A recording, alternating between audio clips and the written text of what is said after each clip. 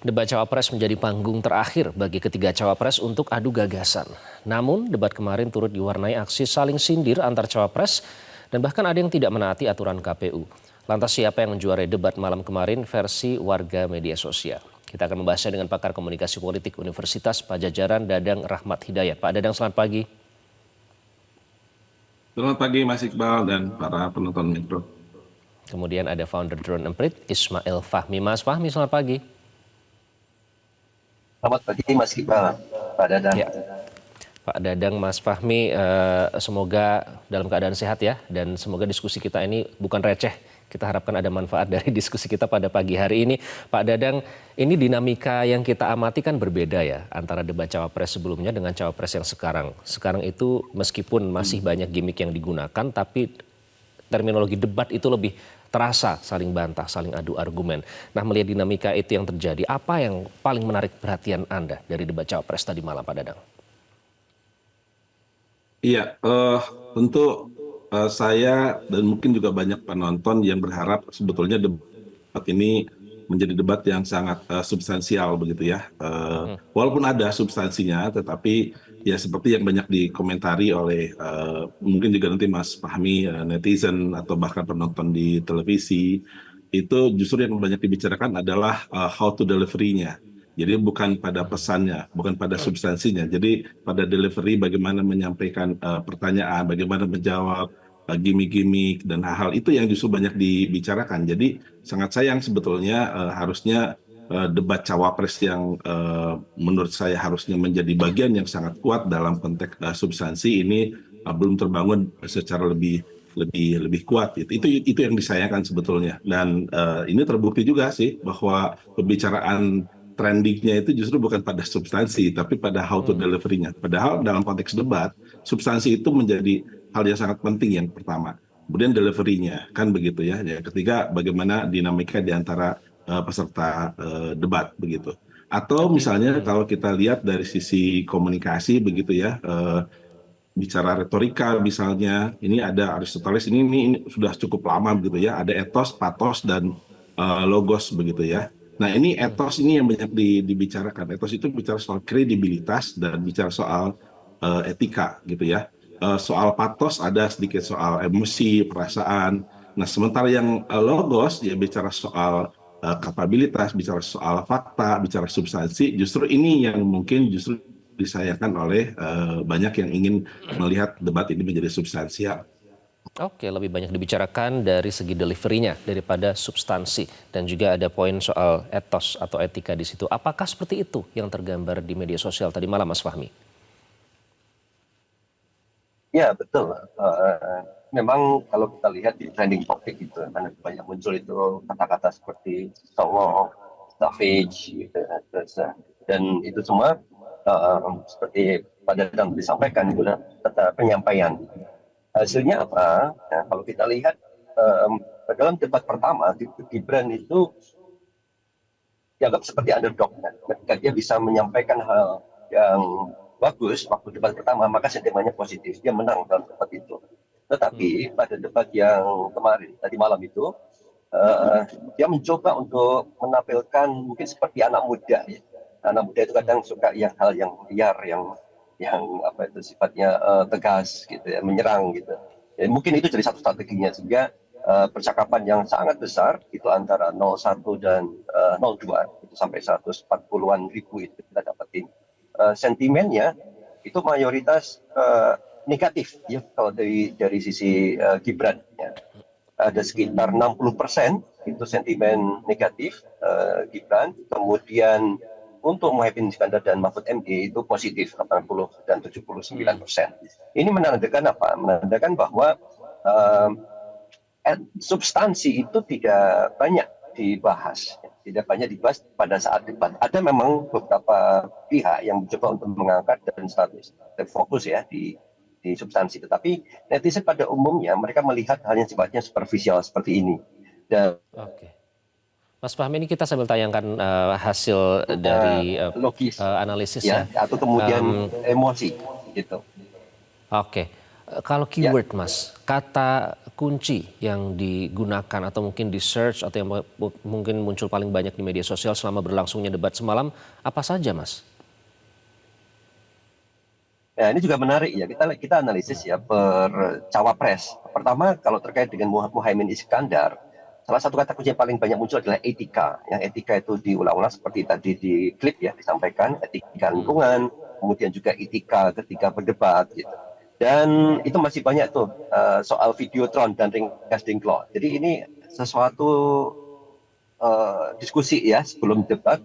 Mereka dari fandomnya akan membuatkan videotron kalau seandainya penampilannya bagus dan kalau tidak akan dibawa ke Rengas Dingklo. Ini seperti joke lah bagaimana mereka uh, mendukung dengan cara yang riang gembira.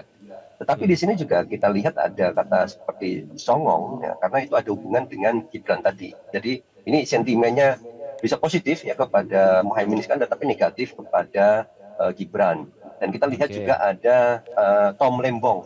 Tom Lembong itu banyak disebut beberapa kali sampai 3 kali kalau tidak salah sehingga menjadi trending topik yang cukup tinggi juga Tom Lembong. hmm, Kemudian kita lihat dari Gibran sendiri. Di Gibran kata kunci yang paling banyak muncul itu adalah seperti merendahkan, menjebak, melecehkan, menghormati. Ini kan penyajian ya cara penyampaian. Kemudian hmm, juga ada um, songong ya, songong seperti tadi muncul lagi. Savage, savage itu bahasa Inggris. hmm, Artinya itu kan liar ya, apa tuh, brutal gitu. Liar atau brutal. Dan itu ternyata menjadi salah satu kata yang trending juga. Ada oke, kring ya, atau aneh mencoba untuk cringe, melucu tetapi sebetulnya malah tidak ada yang tertawa. Nah, aneh di sana. Ini menjadi salah satu juga kata kunci. Jadi dari semua yang kita lihat di sini ini memberikan sentimen yang negatif yang sangat besar. Kalau seandainya oke, dikurangin saja dari Gibran itu savage-nya, serangan-serangannya atau dibuat lebih soft, ini saya kira penampilannya akan sangat positif karena Gibran bisa memberikan jawaban ya tanpa harus melihat kalau kertas yang dengan nomor sangat 3 Mas lancar. Fahmi? Kemudian terakhir dari Pak ya, terakhir dan Pak Mahfud MD, mungkin ya kita bisa lihat kata kunci yang paling banyak muncul Hmm, itu adalah uh, beliau mengabaikan pertanyaan yang sifatnya receh tadi. Dan hmm, beliau tampak sangat akademik, ya, akademis. Itu menandakan bahwa bagaimana beliau memberi semacam pelajaran ya kepada Gibran, bagaimana harusnya berdebat, bagaimana pertanyaan, ya, dan hmm, seterusnya. Nah, ini memberikan sentimen yang positif. Dan hmm, ternyata untuk tidak menjawab pertanyaan ini menjadi satu ide juga itu bagi kalau nggak salah habis acara debat oke. itu Ganjar kan menyampaikan bahwa ini jadi ide nih kalau seandainya pertanyaan tidak bagus mungkin nggak perlu dijawab juga ya, seperti itu. Oke, jadi itu kata-kata yang muncul di media sosial tadi malam. Tampaknya ini mengkonfirmasi ya Pak Dadang ya bahwa delivery ternyata lebih banyak dibahas dibandingkan substansinya sendiri. Bahkan topik-topik yang tadinya mungkin sudah diprediksi akan menjadi bahasan panas untuk perdebatan, saling adu argumen, bahkan seperti terkesan tidak terlalu mendalam karena banyak gimmicknya seperti itu. Nah tadi malam kalau kita lihat soal singkatan, ini kan koreksi saya jika saya salah, ada janji atau mungkin pernyataan yang dibuat bahwa tidak akan menggunakan singkatan lagi atau istilah-istilah lagi. Namun ternyata masih saja dilakukan. Nah menurut Anda, kenapa ini masih terus dilakukan oleh paslon khususnya nomor urut 2, Pak Dadang? Iya, mungkin dengan asumsi ya bahwa kalau singkatan atau istilah asing yang tidak dipahami oleh lawannya itu bisa memberikan poin yang sangat bagus gitu ya bagi si petanya dan kemudian yang ditanya lawan debatnya tidak bisa jawab. Tapi kan ini bukan soal tanya jawab sebetulnya, bukan cerdas cermat gitu ya bagi saya ya. Tapi ini kan Hmm, lebih pada secara komunikasi harusnya pertanyaan itu bisa dipahami oleh yang ditanya. Jadi hmm, jangan kemudian menimbulkan pertanyaan lagi. Walaupun mungkin yang dicari sebetulnya bukan jawaban. Jangan-jangan adalah ketidakpahaman. Dan ini menurut saya cukup fatal ya. Kalau kemudian hmm, kita sebagai penanya kemudian memberikan pertanyaan yang belum apa-apa pertanyaannya tidak dipahami dan kemudian seolah itu mendapatkan poin. Nah, dalam konteks etos tadi yang tadi saya sampaikan, how to deliver itu menjadi sangat penting. Mungkin benar juga sih Pak Mahfud tidak menjawab atau tidak. Ada orang mengatakan, oh Pak Mahfud ini ngeles kan begitu ya soal beberapa penjadi Gibran atau ke Muhaimin juga begitu ngeles atau kemudian tidak mampu menjawab. Tapi justru tadi yang dibicarakan bukan soal tidak mampu menjawabnya, tetapi justru yang dipermasalahkan yang bertanyanya, begitu kan? Kan ini justru yang harus dievaluasi kalau menurut saya oleh tim masing-masing paslon ya, untuk tidak concern kepada menjatuhkan dengan pertanyaan yang tidak dipahami. Padahal sebenarnya publik kan ingin diedukasi nih, gitu. Ingin diedukasi dari pertanyaan yang bisa dipahami dan bisa dijawab dan bisa dielaborasi secara substansi gitu ya, bukan kepada oh dia ternyata tidak paham gitu, menjadi sangat menjadi poin yang bagus gitu bagi si penanya. Nah, ini yang luput menurut saya. Saya kira Jadi ini seperti memang mungkin ke sengaja depan harus disiapkan untuk tidak. jebakan atau trap begitu, Pak Dadang, pertanyaan dan penggunaan istilah Iya, seperti iya ini? itu betul. Itu semacam jebakan atau ingin mendapatkan keuntungan advantage dari tidak bisa dijawabnya sebuah pertanyaan. Nah, Oke, ini penting untuk dievaluasi oleh si penanya nanti, karena justru ya. sekali lagi sentimen negatif yang disampaikan Mas Fahmi tadi bukan di soal jawabannya, tapi justru pertanyaannya gitu ya. Jadi Pak Dadang, lalu gimana dianggap Anda wah ini untuk menjebak respon tadi. dari Pak Mahfud MD? Merespon ini cukup berani ya, menyatakan tidak ingin menjawab, diserahkan kepada moderator karena tidak pantas dijawab. Bagaimana Anda membaca gesture dari Pak Mahfud itu? Ya ini juga sebagai sebuah jawaban yang sebenarnya tidak substansi juga sih dari Pak Mahfud. Kalau saya sih berharap Pak Mahfud ya menjawab juga lah gitu. Tinggal nanti komentar itu pertanyaan seperti ini tapi jawab juga gitu. Sehingga publik juga bisa tercerahkan juga sebetulnya. Karena dari pertanyaan dari Gibran, walaupun Gibran tadi sempat menjelaskan apa itu green fashion. Saya sendiri sebenarnya sempat dengar itu ini apa green fashion atau green fashion gitu ya. Ini sempat juga tidak terlalu jelas kalau saya sih mendengarnya Ya. kemarin. Tapi oh ternyata ini green inflation gitu kan, inflasi hijau kan gitu ya. Nah, harusnya dielaborasi lagi lebih jauh oleh Gibran sehingga masyarakat teredukasi tentang masalah ini. Kan ini masalah yang penting juga sih sebetulnya sih ya. Masalah walaupun di Indonesia sendiri sepemahaman saya ini belum masih agak jauh lah gitu ya soal masalah ini walaupun sudah harus diantisipasi dari sekarang ini. Oke, mendengar istilah-istilah tersebut, meskipun itu bukan singkatan tapi istilah bahasa asing, ini seperti deja vu ya, kita mengingat ke debat yang sebelumnya. Mas Fahmi, memang inikah yang tidak tergambar di media sosial, yang tidak digunakan keyword oleh para netizen tadi malam? Bukan gagasannya, bukan apa ya, bahkan istilah greenflation itu saya tidak melihat tadi kalau kita melihat istilah-istilah yang digunakan untuk keyword itu ya. Memang itu tidak ada? Ada istilah itu sempat dibahas juga, tetapi kemudian juga tidak menjadi perdebatan yang utama ya, karena tertutup sama gimmick-gimmick yang ada. Kemudian juga netizen ketika memberikan penilaian bahwa ini songong ya, karakter dari Gibran ditampilkan seperti songong, sombong seperti itu lebih dominan. Cuma ini kemudian ini yang menarik ya, kita lihat hari ini dan besok. Karena saya perhatikan apa yang disampaikan Gibran dan gaya-gaya ini tiktokable ya, tiktokable banget ya. Jadi kalau dipotong-potong pas bagian dia bicara kepada Pak Mahfud di framing hanya beberapa menit saja, kalau itu di-share di TikTok, di-share di media sosial seperti Instagram, dan itu bisa sangat disukai oleh anak-anak muda. Bisa jadi mereka senang lihat Gibran hebat nih, bisa ngomong begitu kepada profesor, kepada Gus Muhaimin misalnya gitu. Dan soal adab, soal harusnya kesopanan, etika di dalam berdebat di media sosial itu nggak bisa hilang. Netizen itu cenderung kasar kan di media sosial itu, sehingga ketika disampaikan gaya-gaya seperti ini bisa mereka sukai. Jadi saya masih belum tahu apakah ini karakter asli atau kemudian ini salah satu strategi saja sehingga nanti jadi bahan untuk dibuat materi TikTok ya, atau mungkin materi konten ya habis ini sehingga bisa menjangkau lebih banyak Gen Z dan milenial atau mereka yang ada di platform media sosial, terutama platform yang lebih menonjolkan video-video pendek ini. Oke, jadi TikTok material ya, seperti sudah tahu, jadi sengaja durasinya pendek biar bisa dipotong untuk nanti kepentingan media sosial. Oke, nanti kita akan bahas lebih lanjut Pak Dadang, karena tadi juga sudah dibahas sedikit soal ini penggunaan katanya profesor, kemudian kata-kata dan ekspresi mikro lain yang dianggap oleh sebagian netizen seperti kurang beretika begitu ya sebagai anak muda. Nanti kita akan bahas lebih lanjut, namun kami harus jeda terlebih dahulu. Tetaplah di Selamat Pagi Indonesia.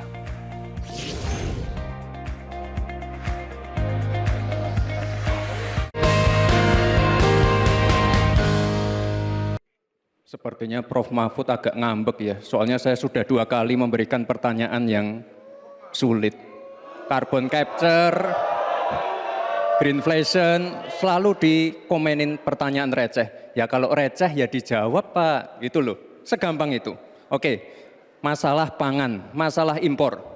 2019 sampai 2022 kita sebenarnya sudah swasembada beras. 2023 ada impor karena El Nino Pak. Dan ini terjadi di sebagian besar di belahan dunia, Pak.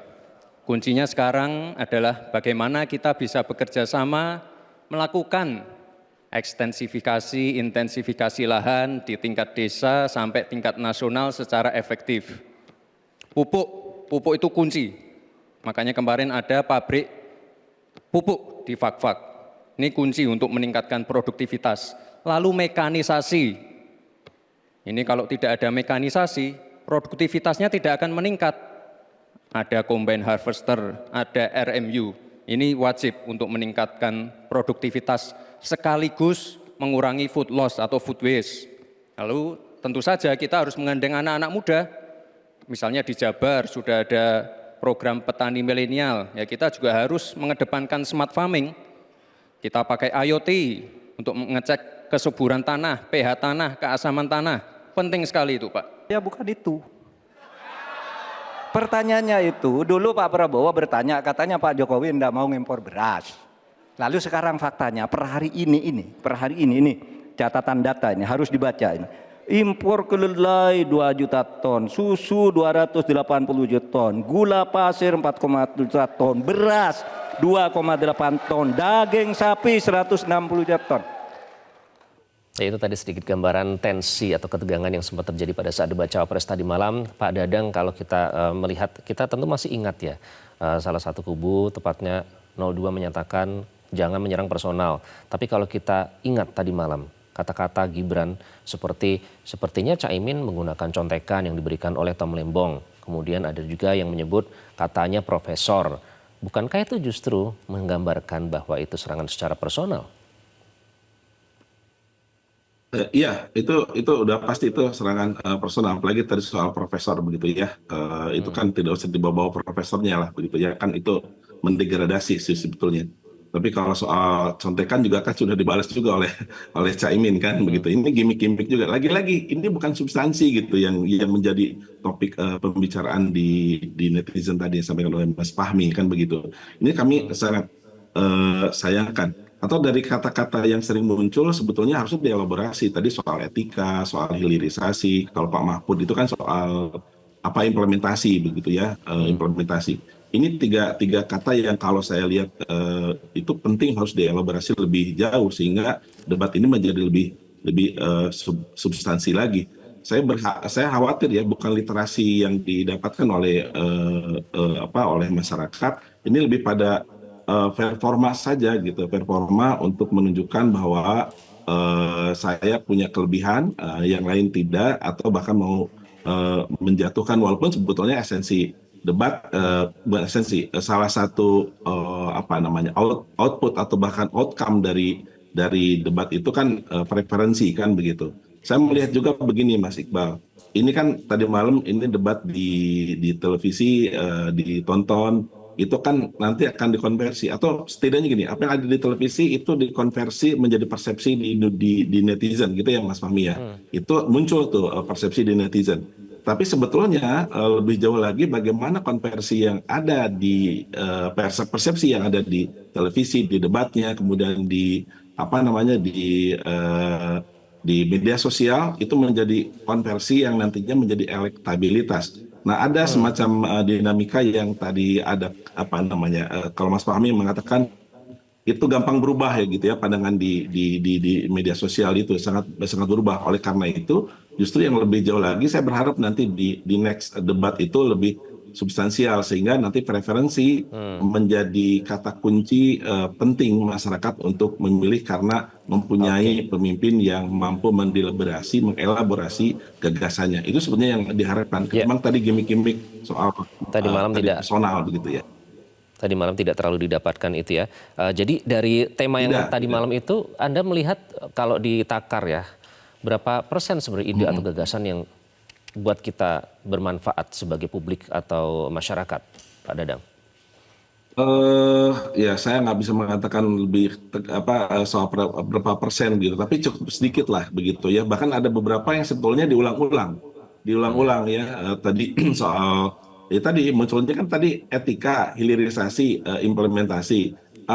Masyarakat adat mungkin sering disebut, beberapa kali disebut, tapi how to menempatkan masyarakat adat secara lebih proporsional. Misalnya begini, saya melihat bahwa masyarakat adat ini kan sumber dari kebinekaan kita, budaya kita.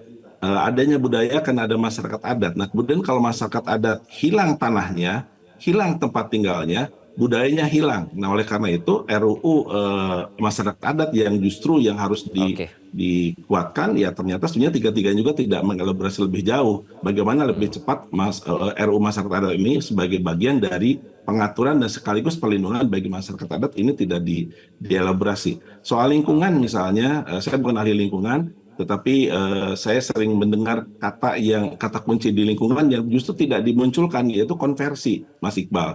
Konversi. Yang ada adalah eksplorasi, jangan-jangan juga eksploitasi begitu. Walaupun muncul sih di situ bahwa yang dilakukan itu keseimbangan, mencari keseimbangan antar kemanfaatan secara ekonomi dengan masalah lingkungan. Tapi bicara konservasi, mengembalikan lingkungan ini tidak dimunculkan lebih jauh. Tidak terlalu sampai ya message yang sebenarnya relate dengan kita sebagai masyarakat atau publik begitu yang nanti akan menggunakan hak pilih kita nantinya. Mas Fahmi, terakhir kalau melihat dari X ya, unggahan yang diunggah ke X ataupun platform media sosial lain dari masing-masing calon, singkat saja Mas Fahmi, apa yang paling banyak engagementnya, paling tinggi engagementnya? Pada saat debat yang paling tinggi engagementnya itu baik antara 01 dan 2 itu sama, antara Caimin dan Gibran itu sama ya. Yang berbeda adalah sentimennya itu. Caimin itu sangat positif karena banyak pendukungnya di sana, banyak juga yang netral ya, banyak ikut dalam pembahasan. Dan Gibran itu engagementnya sangat tinggi, tetapi juga dalam konteks yang negatif. Kalau di platform X, saya lihat pendukung dari 02 itu tidak terlalu banyak ya. Dalam peta SNA, Social Network Analysis yang kami buat itu hanya sedikit sekali. Banyak sekali. Ini yang menarik adalah tadi malam itu banyak akun-akun yang terkategori kalau menurut saya itu netral ya. Mereka ini selama ini tidak mempromot 01, 02, 03. Mereka berdiskusi bebas, akun-akun bola dan lain-lain itu. Dan teman-temannya ya, saya kategori netral. Dan mereka sangat aktif. Mereka mewarnai banget. Ya, percakapan terkait dengan Pak Mahfud MD juga itu banyak yang akun netral ikut mengangkat itu. Muhaimin Iskandar juga banyak. Kemudian Gibran juga banyak. Tapi dalam konteks yang tadi, sentimen yang berbeda-beda ini. Jadi kita lihat misalnya di sini di top cuitan terkait dengan Gibran, kita ambil yang 4 saja, itu hampir semuanya itu negatif. Semuanya negatif dan cukup banyak itu dari akun-akun yang selama ini netral. Bahkan saya baru tahu ada akun itu. Biasanya sampai hafal itu akun-akun yang dikatakan jadi buzzers atau mungkin pendukung militan. Gitu ya. Kemudian dari Pak Mahfud MD di sini masih cukup banyak yang positif, tetapi kaitannya banyak juga dengan Gibran tadi. Jadi bagaimana pembawaan Gibran itu mewarnai percakapan keseluruhan. Jadi perhelatan debat yang katakan mungkin mahal juga ini, sayang sekali tertutupi oleh hal-hal sifatnya gimmick, savage, pembawaan yang memang tiktokable lah. Kalau saya istilahkan, saya sering mendengar Gibran bilang, oh ini tiktokable ya, gitu. Jadi cara pandangnya seperti itu, sehingga nanti kalau dipotong-potong akan berimpact memang setelah debat ini. Kalau video yang dipotong akan memberikan daya tarik bagi anak-anak muda. Tetapi topik-topik yang penting tadi seperti yang Pak Dadang sampaikan itu nggak ketangkap ya pada saat debat, kecil sekali ketangkapnya. Pada itu sangat penting bagi bangsa kita ini untuk tahu pandangan masing-masing. menariknya ketiga cawapres juga mengunggah tweet ya di X. Ada yang videotron, makan seblak, satunya lagi soal receh yang tidak perlu dijawab. Menarik, semoga ini berakhir di media sosial saja, tidak di podium seperti salah satu kandidat yang selalu curhat. Dan itu tadi akhir dari diskusi kita, pemirsa. Terima kasih Pak Dadang dan Mas Fahmi. Seperti tadi kita bisa mengambil kesimpulan bahwa ternyata publik dan juga masyarakat ternyata masih mencari-cari ya, di mana substansi yang bermanfaat dan relate bagi kita sebagai masyarakat atau publik yang nanti akan menggunakan hak pilih. Sekali lagi terima kasih Pak Dadang dan juga Mas Fahmi sudah bergabung di Selamat Pagi Indonesia. Jelajahi cara baru mendapatkan informasi. Download Metro TV Extend sekarang.